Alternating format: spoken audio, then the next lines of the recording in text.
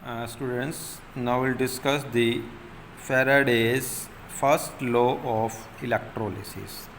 First, we'll do the definition, then discuss it. It states that the amount of any substance that deposit or dissolve at any electrode during electrolysis is directly proportional to the electricity passed through the electrolyte. What is the meaning of this? First, try to understand. First, think it is a solution of copper ion. इस solution के अंदर copper के ions हैं, and you are getting the electricity through this cell. Negative point here. Now, suppose here large number of copper 2 positive ions are here, and this cell is the source of the electrons will come here, and flow of electron is known as electricity means flow of electron, and it is also known as the charge. We know if 1 mole electron are coming from this source, यहाँ से आपके पास 1 mole electron आए, तो what is the charge on these 1 mole electrons, ये discuss कर चुके हैं last video में.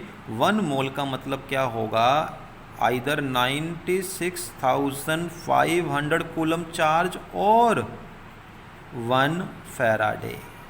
ठीक है, 1 मोल इलेक्ट्रॉन का मतलब क्या हुआ? 96,500 कूलम और 1 Faraday charge. And we know copper 2 positive ion, तो 1 मोल मैं पूरा कर देता हूँ यहाँ पर. 1 मोल कॉपर 2 पॉजिटिव आयोन को 1 मोल कॉपर में चेंज करने के लिए कितने इलेक्ट्रॉन्स की रिक्वायरमेंट है? 2 मोल्स की. बट इलेक्ट्रॉन कितने आ रहे हैं यहाँ पर आपके पास? 1 मोल. इसका मतलब कितने मोल कॉपर यहाँ होंगे deposit? Because 2 mole are required, 2 mole of electrons are required, and only we are getting 1 mole. इसका मतलब half mole, 0.5 mole copper 2 positive ion ही चेंज होंगे मेटल के अंदर. 0.5 mole of copper ion will change into metal and will deposit on this rod. But अगर आपने इसकी बजाय करंट या इलेक्ट्रॉन्स का फ्लो कर दिया 2 मोल, तो कितने डिपॉजिट हो जाएंगे? यहाँ पूरा 1 मोल डिपॉजिट होगा. अगर आपने ये 4 मोल कर दिए, 4 मोल इलेक्ट्रॉन्स दिए, तो कितने मोल कॉपर 2 पॉजिटिव डिपॉजिट हो जाएंगे? 2 mole. Because 2 mole electrons 2 mole electrons पर 1 mole copper 2 positive ion will change into copper. So 4 mole electrons पर क्या होगा? कॉपर 2 पॉजिटिव आयोन को 2 इलेक्ट्रॉन्स चाहिए. ठीक है, तो इसका मतलब 2 mole of copper 2 positive ion will change into 2 mole of copper.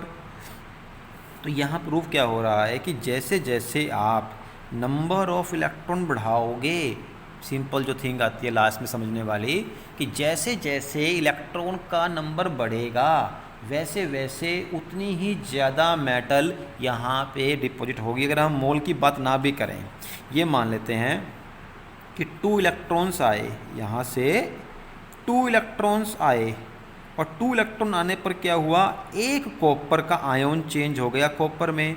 अगर ये 10 इलेक्ट्रॉन आए तो कितने कॉपर के आयोन चेंज हो जाएंगे? 5. अगर 20 इलेक्ट्रॉन्स आए तो 10 कॉपर के आयोन यहाँ पे क्या हैं? कन्वर्ट हो जाएंगे. इसका मतलब जितने ज़्यादा इलेक्ट्रॉन आएंगे उतनी ज़्यादा मेटल डिपॉजिट हो जाएगी आपकी. और यही कहता है Faraday, because flow of electron is electricity. दोबारा से बात कर लेते हैं इसकी लॉ की. It states that amount of any substance deposit, अभी हम डिजोल्व की बात नहीं करते हैं, ओनली डिपॉजिट, कि जैसे कॉपर का आयोन है वो हो रहा है डिपॉजिट. वो किस पे डिपेंड कर रहा है? It is directly proportional to the electricity means electrons. So the amount of the metal deposit और लिबरेट मीन्स डिजोल्व भी होता है. The amount of metal liberated or deposit on the electrode is directly proportional to the charge और the electricity. जितना charge या electricity बढ़ाओगे उतनी ही metal आपकी deposit हो जाएगी इलेक्ट्रोड के ऊपर। This is Faraday law and it states that now we know that charge in physics आपने किया होगा, चार्ज को शो करते हैं Q से। Q is equal to I into T. I means electricity, T is time. कितने time के लिए आप कितनी इलेक्ट्रिसिटी पास कर रहे हो उसे क्या बोलते हैं हम, Q। And for the Faraday law W is mass of metal deposit is directly proportional to Q means जितना चार्ज लगाओगे उतनी ही मेटल डिपॉजिट होगी। अगर 1 Q पर 1 ग्राम हो रही है तो 10 Q पर 10 ग्राम, W मीन्स ग्राम में ही आएगा। Now proportionality constant W is equal to Z into Q। Z is known as electrochemical equivalent. और इस Z की वैल्यू को आप कैसे फाइंड करेंगे, Z की वैल्यू आपको ऐसे मिलेगी। फॉर एग्जांपल कॉपर है, कॉपर ओके, कॉपर का जो मास है, मोलर मास आपको दिया होगा वैसे न्यूमेरिकल में, इट इज़ 63.5 ग्राम पर मोल ओके। तो आप इसके मोलर मास को 63.5 इसके मोलर मास को डिवाइड कर दो इसकी वैलेंसी से, एंड वी नो कॉपर की वैलेंसी क्या होती है 2। 63 पॉइंट को डिवाइड कर दिया 2 से and into multiply by Faraday 96,500। It means you can also write, it is a value of Z, sorry, it is a value of Z. So you can write W is equal to Z. Z means molar mass, you can write M, divide by the valency into Faraday into Q. Q is, this is the value of molar mass divided by valency into Faraday. It is known as Z, electrochemical equivalent. So we can say W is equal to Z into Q means I into T. It is the formula that can be used to solve the numericals based on the first law of Faraday. For example, we'll do this question. Question is, calculate the mass of Ag. Ag means silver. Ag is silver और silver की 1 valency होती है। Calculate the mass of Ag deposited at cathode when a current of 2 ampere.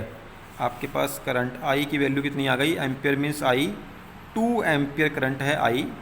It was pass through a solution of AgNO3। अगर आपको valency ना भी पता हो तो आप उसका सोल्ट देख करके पता लगा सकते हो, because we know NO3 negative होता है। अब NO3 नेगेटिव है, साथ में जुड़ा क्या है Ag, तो Ag क्या होगा, पॉजिटिव होगा, दैट्स वाई वैलेंसी इसकी 1 है। 2 ampere current was pass through a solution of AgNO3 for 15 minutes. It means time is given 15 minutes, but ampere जो है आपका मिनट्स के हिसाब से नहीं चलेगा। We calculate it by the second, that why will change into second, 15 into this second. And molar mass M दिया हुआ है for the silver 108, and although value of Faraday is also given to you, but you should know 96,500.